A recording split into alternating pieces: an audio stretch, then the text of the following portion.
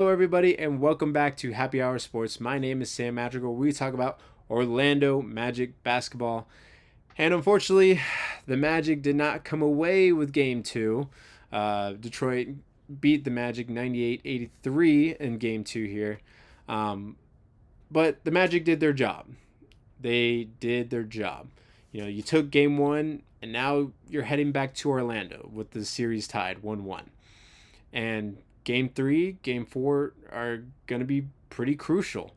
Um, I have a great idea that Magic are going to come back in game three, uh, and really take full advantage. I have really high confidence that they can take game three.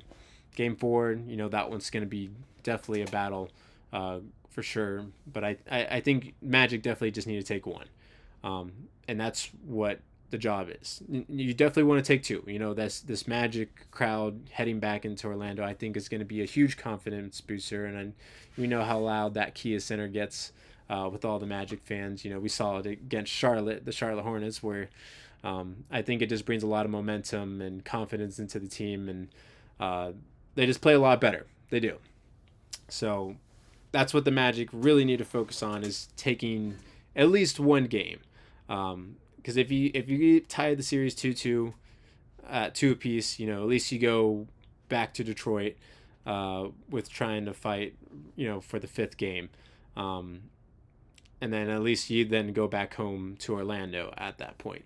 And I do think, the Magic are very capable of winning this series.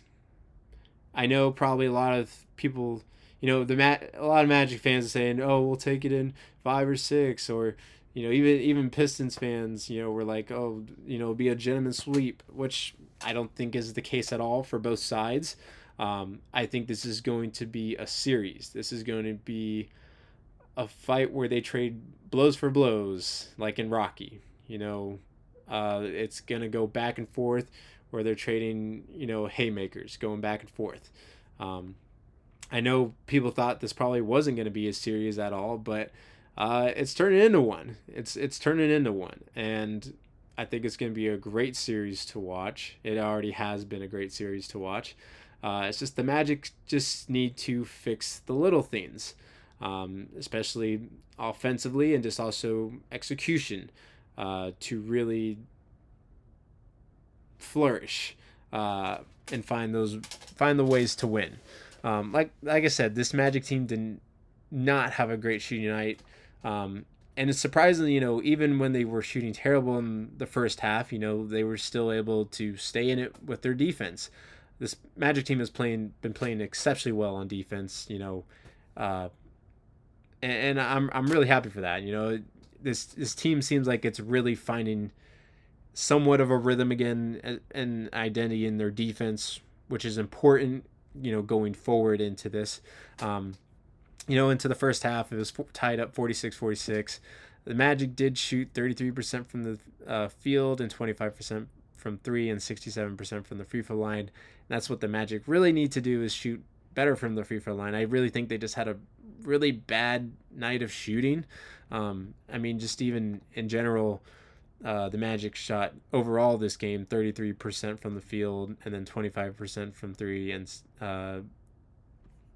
72% from the free throw line. They went 23 or 32 from the free throw line, which the Magic just really need to make those free throws, because those count in the long run, going into it.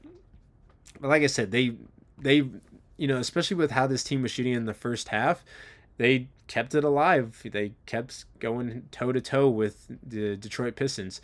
It wasn't until the third quarter, when it was just a full collapse. Um, Detroit went on a 30-3 run. Uh, they outscored us in the third quarter, 38-16. It was a rough 7.5 minutes of just Detroit basketball, just completely dominating us, and then us just kind of trying to pressure shots, but also just none of our shots were going in at all. And you could see how frustrated some of the team was, and some of the players was, just not getting the shots to fall. And when you're not seeing your shots fall, it kind of brings it down.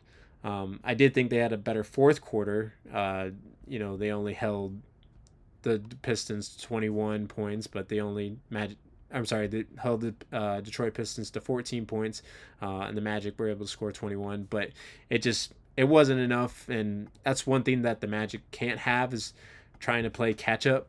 Um, you know, going into Game 3 and Game 4, if they go on and if the Detroit Pistons start going on another runs like this, uh, and the Magic can't find ways to score and then eventually come back to trying to score. They just can't play that catch up game. It's just not going to work. And you kind of think, are they going to revert back to some of the old habits of this Magic team had? When things get rough, are they just going to give up? Which I don't think they will. I think this team just had a really bad shooting night, but they really need to figure out this offense. I know Mosley's offensive scheme doesn't really fit too well with this Magic team. But they just got to figure out a way how their offense is. It's just, we know this offense is just very inconsistent and so bad, but they just have to figure out ways to score. This Detroit team, they're number one for a reason. We don't want to discredit them at all, but they're number one for a reason. And I thought they played exceptionally very well on the defensive side this game. We came in the first game and we fought for that game. We really fought for that game. But Detroit, we know they weren't going to let up easy, and they came back here in Game 2 and really kicked us in the stomach. But like I said, it fourth quarter was a lot better, but just it still wasn't enough for this Magic team to crawl back. And the Magic, what's their important agenda now is just to protect home court. Protecting home court is their responsibility. It's the part that's going to keep them alive going forward. And they just have to play a lot more organized basketball.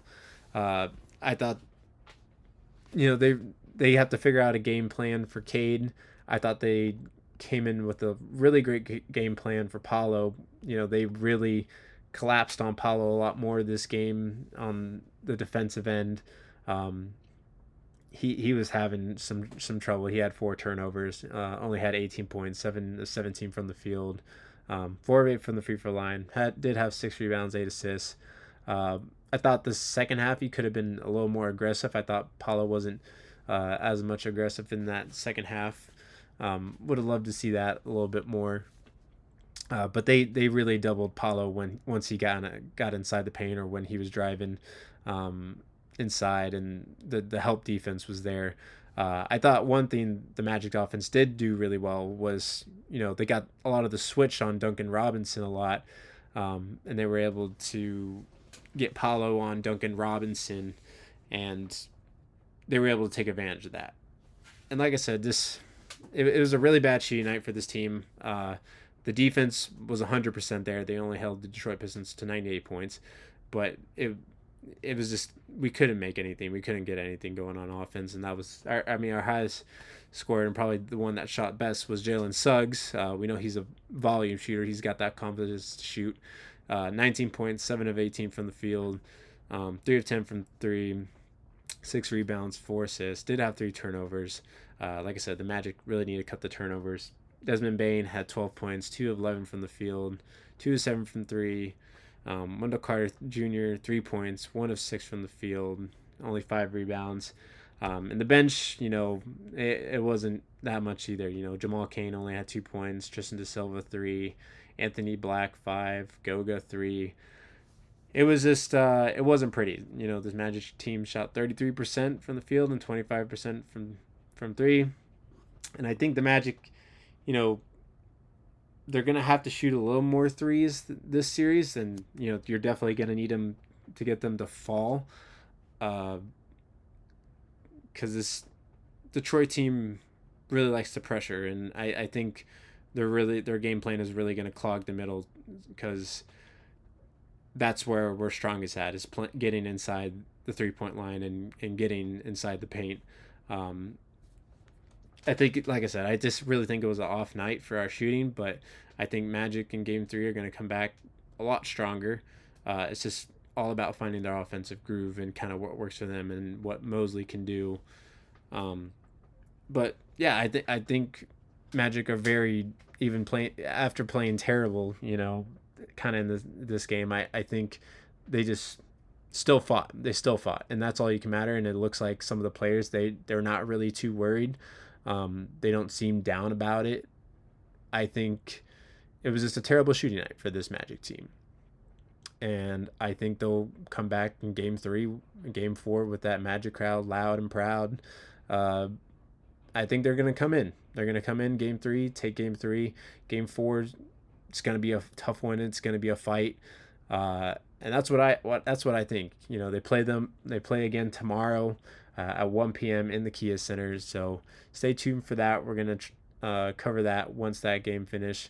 Yeah, this is a great series. I'm really excited. I know a lot of people thought this was going to be a terrible series and the Detroit Pistons were going to smoke us, but I don't think that's the case. This team has found their groove after Mosley showed them, their old college tapes of being in the NCAA tournament and, just their NCAA games. And I think it flipped a whole switch for this team.